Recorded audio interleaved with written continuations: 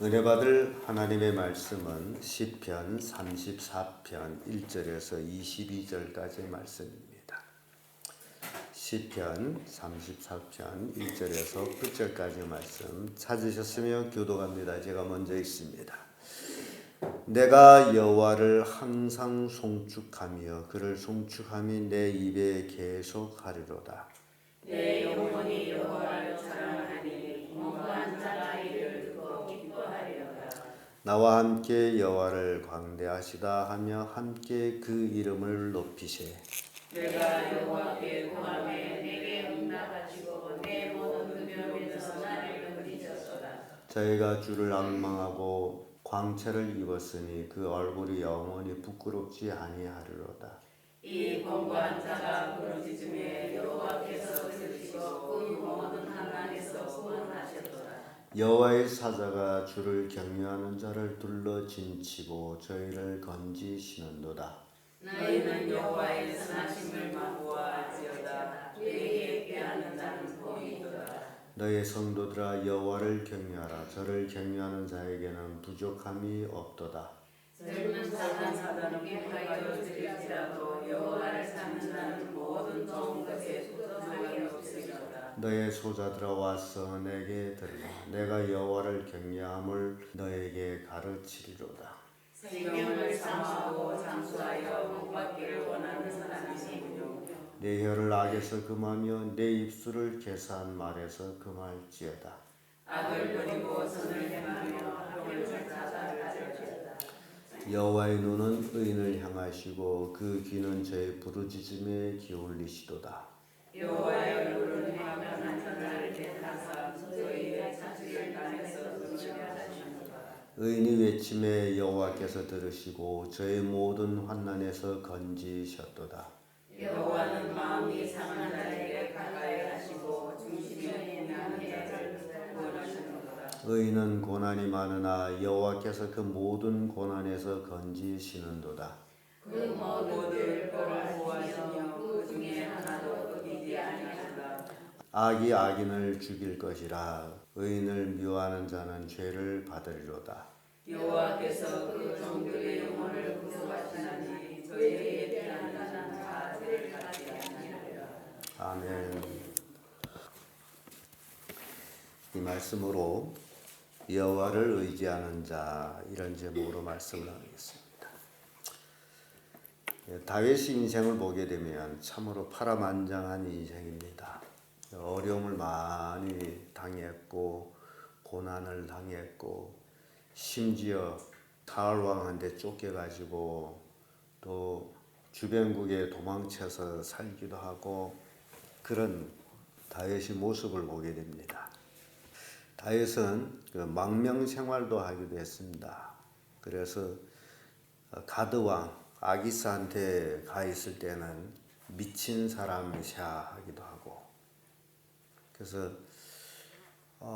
다윗을 볼 때 이놈은 미친 놈이구나 해서 가만히 내버려두는 그럴 정도로 다윗은 생명의 위험도 받고 그랬지만은 그는 그런 극심한 환난 속에서도 하나님께서 구원하시다라고 이렇게 시를 읽고 있습니다. 그래서 이 하나님을 의지하는 자, 여호와를 의지하는 자는 모든 일에 환경하고는 상관없습니다. 모든 일에 하나님을 의존해서 살아가는 겁니다. 그래서 다윗의 모습을 보게 되면 그렇게 극한 환경 속에서도 하나님을 찬송했던 모습을 이제 봅니다. 그래서 여호와를 의지하는 자는 그 첫째가 하나님을 송축하는 자다. 1절에서 3절의 말씀인데 1절의 말씀 보면 내가 항상 여호와를 송축하며 그를 송축함이 내 입에 계속 하리로다. 계속 하리로다라는 그런 이제 표현을 하고 있습니다. 항상 인간이 태어나서부터 죽을 때까지 하나님을 안 다음부터는 하나님을 찬송하는 것, 그를 송축하는 것. 이게 우리 기본 삶이라고 여러분이 생각하면 되겠습니다. 시편 69편 30절에 보면 내가 노래로 하나님의 이름을 찬송하면 감사함으로 하나님의 광대하시다 하리니.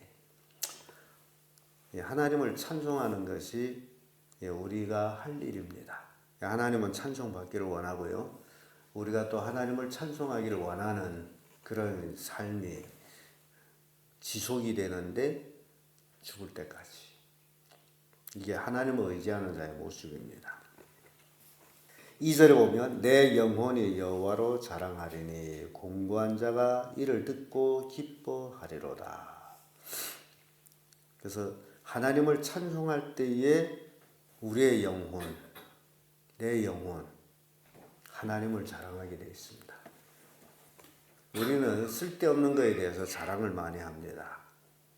자기가 어쩌고 근데 실은 그거보다 더 중요한 것은 하나님을 찬송하는 것. 또 3절에도 나와 함께 여호와를 광대하시다 하며 함께 그 이름을 높이세. 다윗은 나와 함께 이 시를 듣는 모든 사람들을 향해서 함께 여호와의 광대하심 찬송하자. 그래서 우리 인생이 하나님을 찬송하는 삶이 되어야 된다. 그것이 여호와를 온전히 의지하는 사람들의 삶이라는 겁니다. 두 번째로 하나님을 의지하는 자, 여호와를 의지하는 자는 하나님을 찾습니다. 4절에서 10절의 말씀인데 10절의 말씀 보면 젊은 사자는 궁핍하여 죽일지라도 여호와를 찾는 자는 모든 것에 부족함이 없으리로다.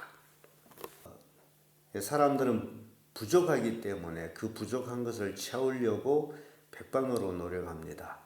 그런데 그 부족함이 채워지지를 않습니다. 사람이 그 심리가 그렇습니다.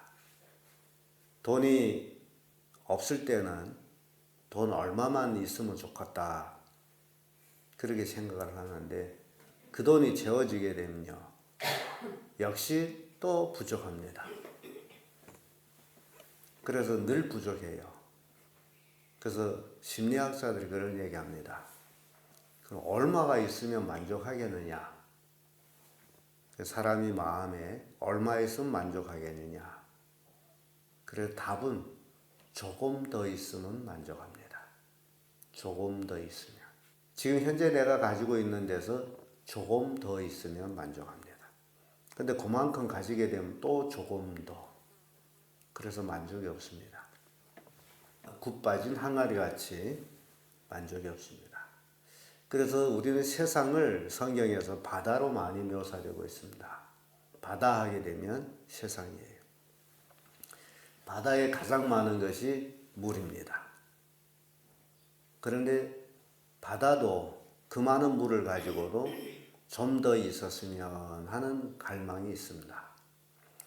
그래서 지구 덩어리에 육지 면적이 바다 면적보다 썩 작지만은 그럼에도 불구하고 육지의 물을 받아 먹습니다. 더다오. 그래서 모든 육지의 물은 바다로 흘러가는데 바다가 채워지질 않습니다. 그런 것들을 우리에게 보여주는데 인간은 이 땅에서 물질적인 그 어떤 것들로도 만족함을 얻을 수가 없습니다. 많이 벌는다. 그 많이 벌면 많이 소비해야 되고 그래서 늘 부족합니다. 그런데 하나님을 찾는 자, 하나님을 의지하는 자가 하나님을 찾을 때에 뭐가 있다는 거예요? 부족함이 없으리로다. 우리가 하나님 안에서 이런 부족함이 없는 만족감을 가질 때에 참 평안을 누립니다. 8절에 봐도 너희는 여호와의 선하심을 맛보아 알지어다. 그에게 피하는 자는 복이 있도다. 너희 성도들아 여호와를 경외하라. 저를 경외하는 자에게 부족함이 없으리로다. 하나님은 자기 백성들에게 부족함이 없게 해주시는 분이시다. 그래서 심리학자는 그런 얘기를 합니다. 사람의 마음에는 그 어떤 것으로도 채울 수 없는 큰 공간이 있다. 그래서 그 공간은 이 지구촌의 모든 것을 다 줘도 채워지지 않는 공간입니다. 그래서 왜 사람의 마음에 이렇게 큰 공간이 있느냐? 원인은 딱 한 가지입니다. 우리는 누가 만드셨어요? 하나님이 만드셨습니다. 하나님이 우리를 만드시고 우리에게 영을 주셨습니다. 그래서 인간은 영을 가진 사람이에요. 영을 가진 사람에게 그 마음은 하나님 같은 마음을 가지고 있습니다. 그래서 영혼을 사모하고, 그래서 하나님의 광대하심 같이 큰 것처럼 인간의 마음이 세상 것 가지고는 절대로 채워지지 않습니다. 그래서 하나님 한 분으로 채워지면 만족이 옵니다. 왜냐하면 하나님은 내 마음보다 크시기 때문에. 그래서 하나님이 내 마음에 들어와야 됩니다. 하나님이 내 마음에 들어오고 하나님과 함께 동행하는 삶을 살면 그때부터 만족이 있습니다. 그래서 하나님 없이는 절대 뭐가 없다는 거예요? 만족이 없다. 하나님 없는 사람은 이 땅에서 절대 뭐가 없다는 거예요? 만족이 없다. 그러나 하나님을 의지하고 하나님 찾는 자는 하나님께서 부족함이 없게 채워주신다. 잠언 28장 5절의 말씀 보면 악인은 공의를 깨달지 못하나 여호와를 찾는 자는 모든 것을 깨달느니라. 하나님을 찾는 자가 이 진리를 깨달는다는 겁니다. 하나님을 찾지 않게 되면 깨달을 수가 없어요. 그래서 시편 22편 26절에 겸손한 자는 먹고 배부를 것이며 여호와를 찾는 자는 그를 찬송할 것이라. 끝으로 여호와를 의지하는 자는 하나님께 피합니다. 11절에서 22절까지 말씀인데요. 21절에 이런 말씀이 있습니다. 악이 악인을 죽일 것이라. 의인을 미워하는 자는 죄를 받으리로다. 의인들은 하나님께 이제 피해서 사는 자들입니다. 19절을 보면 의인은 고난이 많으나 여호와께서 그 모든 고난에서 건지시는도다. 다윗이 하나님을 의지하고 하나님 믿었지만은 굉장히 많은 고난을 받았어요. 그럼에도 불구하고 그 고난을 통해서 다윗은 하나님의 구원하심을 더욱 적실히 느끼게 되는 거죠. 15절에 여호와의 눈은 의인을 행하시고 그 귀는 저의 부르짖음에 귀를 기울이시도다. 하나님의 눈, 늘 의인을 지켜보고 있습니다. 하나님은 늘 우리를 보고 계십니다. 우리가 의롭게 살아갈 때에 하나님께서는 우리의 부르짖는 기도를 들어주시고 응답해 주신다는 거죠. 그래서 14절에 악을 버리고 선을 행하며 화평을 찾아 따를지어다. 12절에도 생명을 사모하고 장수하여 복받기를 원하는 사람이 누구뇨? 이렇게 질문합니다. 이것은 인간들이 다 원하는 것들이요. 장수하여 복받기. 다 누구든지 원하는 겁니다. 다 장수하기를 원하죠. 장수하기 원하지 않은 사람 없습니다. 그래서 장수하고 복받기를 원하는 사람은 그 혀를 악에서 금하고 그 입술을 계산 말에서 금할지어다. 악을 버리고 선을 행하라. 왜냐하면 악이 자기를 망하게 하기 때문이라. 그래서 여호와께 피하는 자는 이제 하나님의 도우심으로 결국 구원함을 받는다는 겁니다. 22절을 봐도 여호와께서 그 종들의 영혼을 구속하시리니 저에게 피하는 자는 다 죄를 받지 아니하리로다. 하나님께 피하는 자는 죄를 받지 않는다라고 말씀합니다. 그래서 오늘 이 시대에 우리에게 주는 말씀이 있다면 우리가 예수 그리스도 안에 있는 사람들, 지금 우리가 누구 안에 있어요? 예수 안에. 그럼 예수는 누구 안에 있어요? 내 안에. 그래서 그 예수님은 요한복음에 그 말씀을 여러 번 합니다. 내가 아버지 안에, 아버지가 내 안에, 너희가 내 안에, 내가 너희 안에. 이 안에라는 얘기 참 많이 해요. 이 안에라는 얘기를 다른 말로 쉽게 하면 함께하다라는 거예요. 함께. 그래서 오늘날 예수 그리스도를 믿는 자는 누구와 함께하는 자예요? 예수님과 함께하는 자예요. 근데 구약 성경에서는 창세기에서 에녹이 하나님과 함께하는 것을 표현하기를 뭐 했다 그러죠? 동행했다라고 합니다. 얼마 동안? 300년을 동행했다. 근데 에녹이 무드셀라라는 아들을 낳고 그것도 65세에 무드셀라를 낳고 300년을 하나님과 동행했다. 하나님과 함께하는 삶을 살았다는 거죠. 하나님과 동행했더니 하나님이 데려가셨다라고 기록하고 있습니다. 세상에 있지 아니하고. 이 함께하다라는 게 동행이에요. 동행. 그래서 하나님이 내 안에, 예수님이 내 안에, 내가 예수님 안에. 그 함께하는 삶. 안에 있으면 함께하는 삶. 그래서 먹든지 마시든지 무엇을 하든지 주의 영광에서 사는 우리들이 되어야 됩니다. 이거는 먹든지 마시든지 뭘 하든지 하게 되면 우리의 순간순간 삶을 얘기합니다. 하나님의 영광 위한 삶. 이게 우리 가족의 삶이에요. 교회 나와서 다 거룩한 석 예배하고 있기 때문에 누가 어떤지 잘 모르지만은 사회생활, 가정생활에서 하나님과 함께하는 삶, 예수님과 동행하는 삶, 이 삶이 복을 받는다는 겁니다. 뭐 기도를 많이 한 데서 복 받는 게 아니고, 오늘날 굉장히 사람들이 착각하는 것이 기도를 많이 하면 뭐가 절로 다 되는 줄로 생각합니다. 이게 문제예요. 기도한 만큼 뭐가 따라가야 되는 거예요. 삶이에요, 삶. 기도한 대로 사는 삶. 물론 기도를 열심히 해야 됩니다. 그러나 기도하는 대로 살아야 돼요. 근데 삶은 없고 기도만 하는 것은 응답이 없다는 얘기입니다. 그래서 여러분들이 열심히 기도하는 분들이 있는데 기도하는 것만큼 뭐 하라는 거예요? 살아라. 하나님과 동행해라. 예수님과 동행하는 삶을 살라. 예수님과 동행하는 삶이란 예수님 안에 피하는 거죠.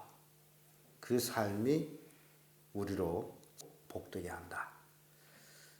그래서 이 다윗은 쫓겨다니면서 미친 사람이 된 것처럼 그렇게 살았지만은 결과적으로 그는 하나님과 함께 했기 때문에 하나님의 놀라운 축복으로 다시 모든 것이 회복이 돼가지고 이스라엘 역사상에서 가장 위대한 왕 다윗입니다.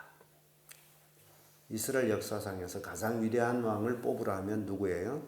다윗이에요. 그래서 마태복음에서도 아브라함과 다윗이 자손 예수 그리스도의 세계다 이렇게 나오는 거예요. 솔로몬이 안 나옵니다. 솔로몬은 처음에 부유하고 지혜로운 왕으로 평가했지만은 노년에 말년에 그가 타락해가지고 이스라엘을 죄에 빠뜨렸기 때문에 솔로몬이 나오지를 않습니다. 그럼 그것들을 우리가 봐야 해요. 다윗은 젊어서 죄를 지었지만 그 죄를 회개하고 철저하게 하나님을 의지해서 살았다는 그 삶. 그래서 솔로몬하고 완전히 다릅니다. 우리가 이 말년에 어떻게 사느냐가 굉장히 중요해요. 난 늙어가지고 뭐 그게 아닙니다. 생명이 넘어갈 때까지 하나님을 의지하는 삶을 살아야 됩니다. 그래서 그런 삶 살 때에 하나님의 놀라운 축복이 우리에게 약속되어 있음을 오늘 시편 34편을 통해서 우리에게 교훈하고 있습니다. 기도하겠습니다.